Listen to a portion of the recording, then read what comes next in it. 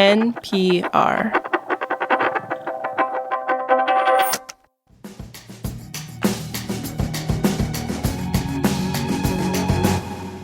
This is The Indicator from Planet Money. I'm Waylon Wong, joined today by Indicator producer Angel Carreras. Welcome, Angel. Waylon, it's so nice to see your face. They've released me from the producer holding cell. Oh, well, we are very happy to have you as co-host. And Angel, you are here to commemorate another edition of Jobs Friday, our monthly look at how workers in the U.S. are doing.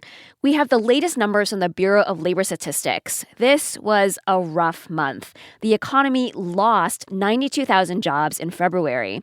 The unemployment rate ticked up to 4.4%. The BLS also revised its jobs data for December and January. These numbers now show that the economy added 69,000 fewer jobs than previously reported. On our show, we follow the jobs market closely because it's really about the people in that market, the workers.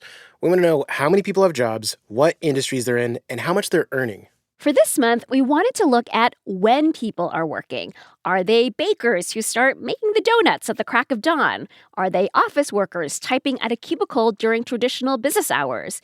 Or do they start their workdays at 11 p.m. like John Cloyd? He's 26 and he's a welder in the natural gas industry. I've always been a night owl, so on the weekends I'd end up staying up till like 3 or 4 in the morning. And I figured if I'm awake, I might as well put my talents to use. People like John, however, are becoming increasingly rare in the U.S. That's according to new economic research on the decline of night shifts. Today on the show, why there's a smaller share of workers in the graveyard shift, and what that tells us about the transformation of the American workforce. Support for NPR and the following message come from Edward Jones. What does it mean to live a rich life? Maybe it's full of brave first leaps, tearful goodbyes, and everything in between. And with over 100 years of experience, your Edward Jones financial advisor can help. Edward Jones, member SIPC. This message comes from Apple Card. You could be earning 2% daily cash back on that purchase. That's because Apple Card users earn 2% daily cash back on every purchase, including everyday items you buy online or in store, when using their Apple Card with Apple Pay. Not an Apple Card customer? You can apply in the Wallet app on iPhone. Subject to credit approval. Apple Card issued by Goldman Sachs Bank USA, Salt Lake City branch. Terms and more at apple.co/benefits. Angel, are you a morning person or a night owl? McDonald's breakfast ends at 10 o'clock a.m. PST, so I'm a morning person. Oh, you love that product, don't you, Angel? I love egg products, yes. Well, you would probably cross paths with Dan Hammermesh. He's emeritus professor of economics at the University of Texas. I am a tremendous morning person. Only once in my life have I worked past 10 p.m. of all 60 years since I got my PhD. Dan has spent much of his career studying the labor market, including the times of day when people work. Earlier this year, he and economist Jeff Biddle at the University of Notre Dame published a paper on this topic. Yeah, and their headline finding is that there's been a 50-year shift from night work to daytime work in the U.S. The two economists drew this conclusion from studying BLS and census data going back to 1973. They looked at industries like manufacturing, construction, retail, and health services. Basically, very few people have ever worked in the middle of the night, but it's lower today than it was 50 years ago. How much lower? Dan says it could be 25% or more for certain hours of the night.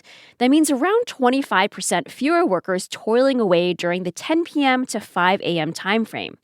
Dan describes these working hours as undesirable, and that's not his personal opinion. We let the data tell us whether it's desirable on average or not.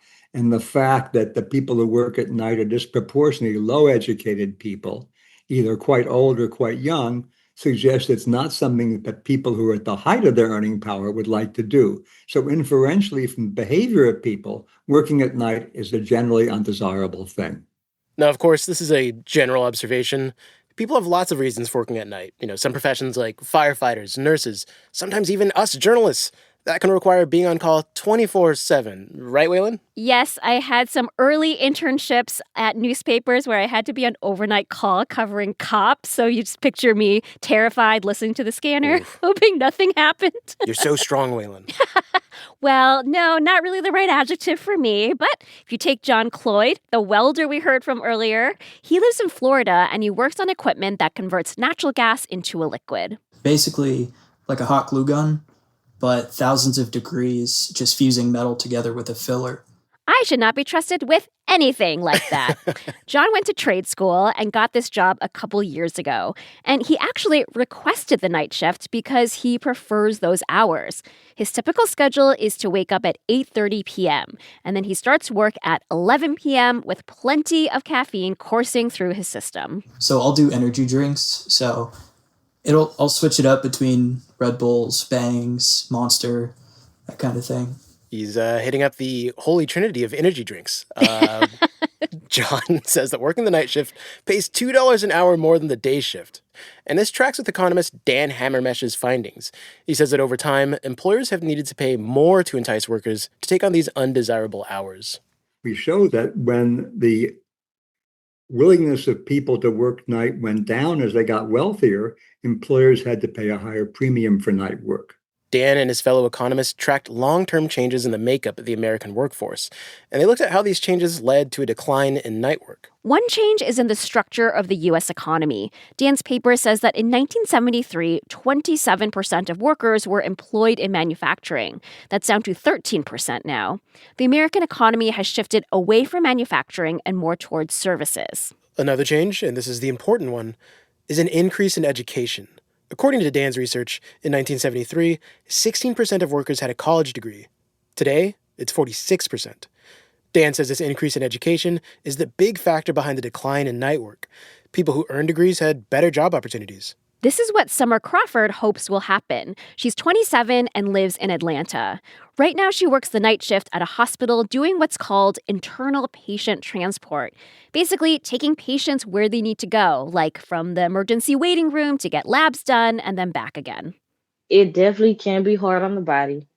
And having like a day off. And your day off doesn't really feel like a day off because you're spending that whole day sleep, basically. Summer got this job when she relocated to take care of family after her mother died. The night shift at the hospital was what was available, and sometimes it's quiet, but other times it can keep her really busy. One of the weekends for night shift, they only have 4 people to transport. And mind you, our trauma hospital has like 16 floors and like over sometimes like 200, 300 patients in the emergency room. So it can be a lot. Summer says taking the night shift can pay $1 or $2 more than daytime work. Still, she's hoping her current situation is temporary. She's currently in school to learn how to be an ultrasound technician, specializing in echocardiograms. When you work night shift, you have like your incentives, pay differentials or whatnot, which is a great thing. But I already told myself, yeah, I'm working daytime once I actually finish my program. Economist Dan Hammermesh says that in the last 50 years, American workers have been very willing to give up higher nighttime pay. In some other countries, including Poland and Cambodia, premium nighttime pay is mandated by law. It's not the case in the U.S. Dan says that here, the pay differential tends to be smaller. He attributes that to lower unionization rates. And Dan says the American labor market is more defined by classic supply and demand. Employers don't have to pay a high premium for the night shift if there are enough workers willing to take those jobs at current wages. Dan also says that people in the U.S. generally prioritize working desirable hours. When you get a job, you get a package, wages, benefits, but also schedules. And people are willing to give up a little bit of wages in order to get a better schedule. With a daytime schedule, maybe someone no longer has to worry about walking to their car after work when the neighborhood is dark and deserted. Or a parent can make sure they're around for school drop-off and pickup. Summer Crawford says she's looking forward to a work schedule that lets her get enough rest between shifts and lets her have more of a social life. And by the way, we found John and Summer after putting out a call for nighttime workers. We love connecting with listeners this way and having them share their experiences in the economy. So if you've got a job or a work situation you want us to tackle on a future Jobs Friday, please get in touch. Send an email to indicator@npr.org. This episode was produced by Julia Ritchie with engineering by Robert Rodriguez. It was fact-checked by Sierra Juarez. Kate Kincannon is our show's editor, and The Indicator is a production of NPR.